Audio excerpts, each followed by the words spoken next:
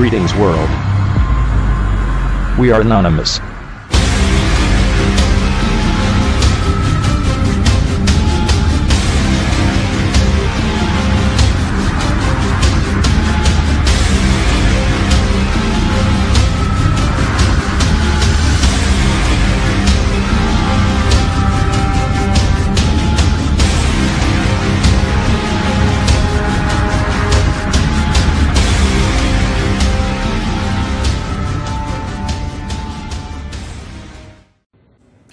Dakota means friend, friendly.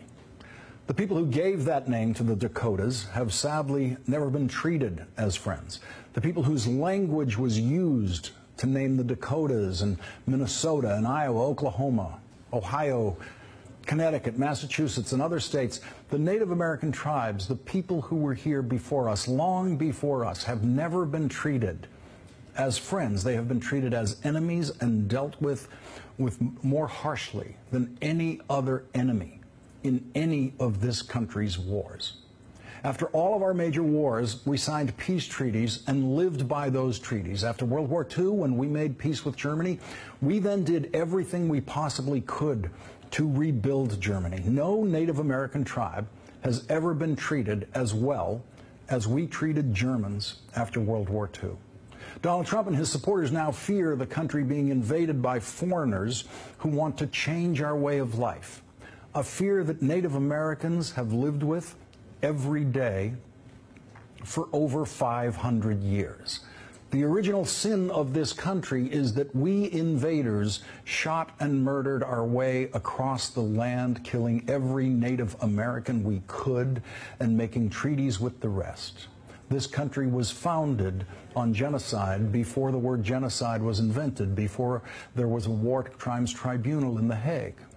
When we finally stopped actively killing Native Americans for the crime of living here before us, we then proceeded to violate every treaty we made with the tribes, every single treaty.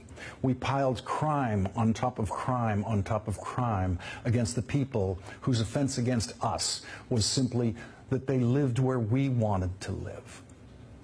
We don't feel the guilt of those crimes because we pretend they happened a very long time ago in ancient history, and we actively suppress the memories of those crimes. But there are people alive today whose grandparents were in the business of killing Native Americans. That's how recent these crimes are.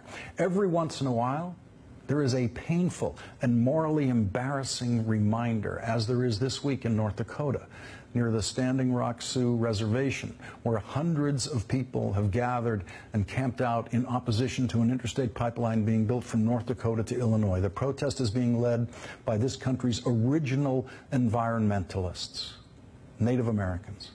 For hundreds of years, they were our only environmentalists, the only people who thought that land and rivers should be preserved in their natural state, the only people who thought a mountain or a prairie or a river could be a sacred place. Yesterday, a federal judge heard arguments from the tribes against the federal government's approval of the pipeline and said he will deliver his decision on whether the pipeline can proceed next month. There are now over 90 tribes gathered in protest of that pipeline. That protest will surely continue even if the judge allows construction to proceed. And so we face the prospect next month of the descendants of the first people to ever set foot on that land being arrested by the descendants of the invaders who seized that land.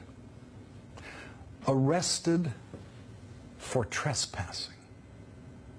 That we still have Native Americans left in this country to be arrested for trespassing on their own land is testament not to the mercy of the genocidal invaders who seized and occupied their land, but to the stunning strength and the 500 years of endurance and the undying dignity of the people who were here long before us, the people who have always known what is truly sacred in this world.